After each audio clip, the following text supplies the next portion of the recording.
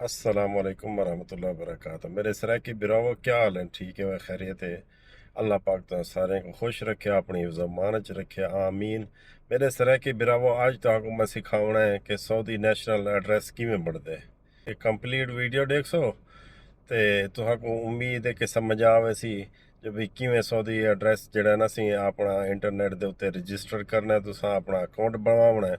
उनके बाद वाला किमें तुम्हारा नेशनल एड्रेस बढ़से, ठीक है सी वाला तुहाको क्या क्या चीज़ें दे विच कम हम से वो भी तुहाको मैं इंशाल्लाह दसेना। ते मेरे नाल रासो जो वीडियो तुहाको पसंद आ वने और ई बिरा दी ज़बान तुहाको चंगी लगे, मीठी लगे, सराकी ज़बान तो वाला मेरे को तुसा लाइक भी करे सोचा, ठीक है सी दोस्त नाल शेयर भी करे सोचा ते वाला प्यारा जा को कमेंट भी करे सोचा।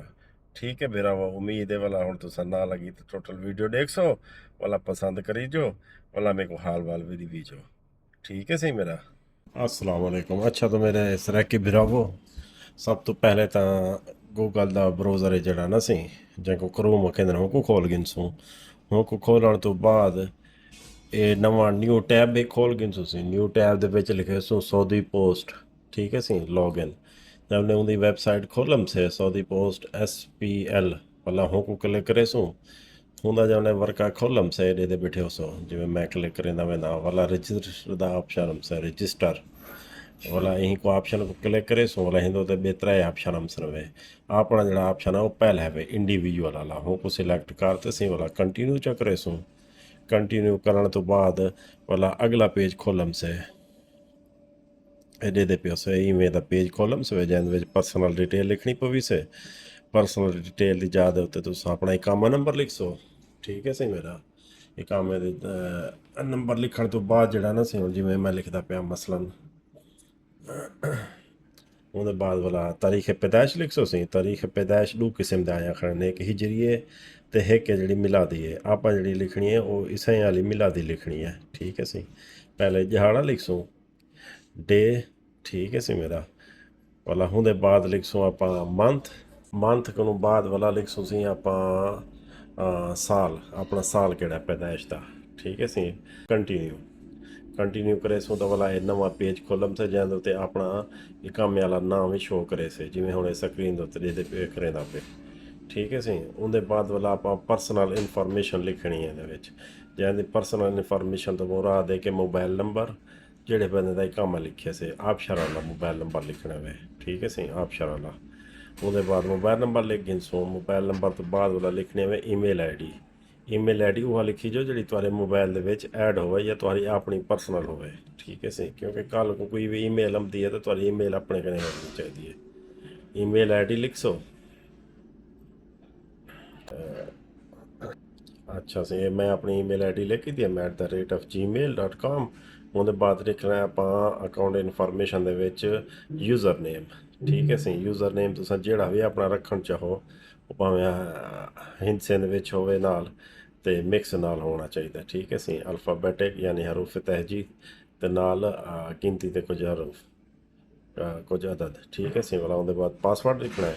ਪਾਸਵਰਡ ਵੀ ਇੱਕ ਕੈਪੀਟਲ ਇੱਕ ਹਰੂਫ ਵੱਡਾ ਇੱਕ ਛੋਟਾ ਤੇ ਬਿਆ ਗਿਣਤੀ ਦੇ ਵਿੱਚ।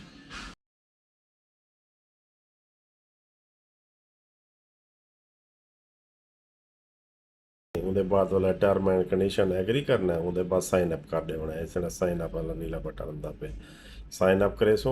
अगर तुहाडा अकाउंट बढ़िया होया है, ठीक है ना सही, तो भला ये दसा रहे थे। अगर क्या नहीं बढ़िया होया तो भला ये दसा रहे थे। हुण मैं तुहाडे कन्नै OTP वैसे जिहड़ा मोबाइल नंबर तुहाडा ऐड कीता होवे हुंदे उत्ते जिहड़ा भी कोड आवे भला हिंदे उत्ते लिख सो। कोड तुसां ऐड करन तो बाद सही मेरा भला जो कंटिन्यू करे सो। अच्छा तो मेरे फिर वो OTP हमसे जो है OTP ले सो OTP वन टाइम पासवर्ड रखे ना, ठीक है सी। उनके बाद तुम्हारे अकाउंट रजिस्टर थी वैसे, ठीक है सी। जो रजिस्टर थी वैसे भला तुसा चले वजना लॉग इन वाले ऑप्शन ते। लॉग इन का ऑप्शन दो आते हैं वे, ठीक है सी। एक आते लॉग इन यूजर नेम ते पासवर्ड नाल, बिया ना आते तुहाडे नफास दे नाल। आपां फिलहाल जिहड़ा ना नफास दे नाल करेंदे पैसे लॉग इन, ठीक है सी। नफास की ID दे विच तुसां इत्थां इकामा नंबर लिख सो अपना तो भला अं को इकामा नंबर तो बाद वाला को लॉग इन करे सो भला थोड़े कने एक नंबर शो करे से स्क्रीन ते। ये जिमें इतना स्क्रीन ते करेंदा पे मसला 57 है।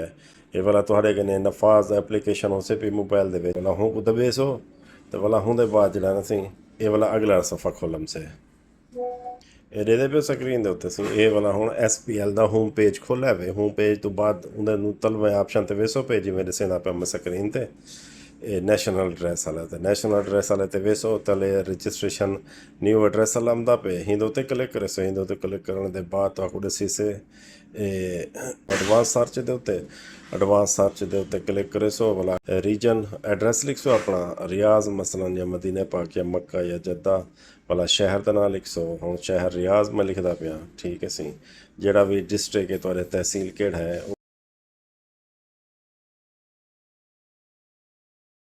वाला बिल्डिंग का नंबर लिख सो ये वाला तो एड्रैस शो करे से कि भी ये फलाने फलाने ये बिल्डिंग है नहीं विच ठीक है सी जी थोड़ी बिल्डिंग होवे वाला हमको सिलेक्ट कर नहीं जो है जिमें मैं हूँ सिलेक्ट करे ना पे वे ठीक है मेरे सर की बिरावो इनको वाला सिलेक्ट करे सो ਇਹ ਡਿੱਠੇ ਬੈਠੇ ਸਾਰੇ ਦਿਸਦੇ ਪਨ ਇਹ ਮੈਂ ਇਹਨੂੰ ਸਿਲੈਕਟ ਕਰਕੇ ਦਮ